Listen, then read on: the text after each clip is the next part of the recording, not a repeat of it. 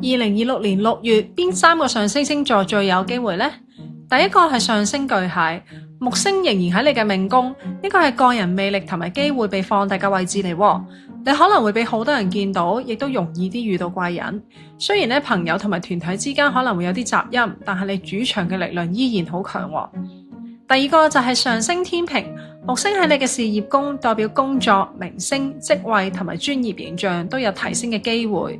就算你要處理一啲同錢啊、合約或者共同資源有關嘅麻煩，反而會令到你因為你處理到複雜嘅問題，要因為咁樣俾上司或者客戶更加信任添。第三個係上升雙魚座，木星喺你創意嘅宮位，所以今個月靈感爆發啦，戀愛、作品、小朋友同自我表達嘅部分都有加分。你可能會突然之間好想創作，或者喺生活上面一啲小插曲度揾到新靈感。如果你係呢3個上升星座呢，6月就主動啲啦，把握機會。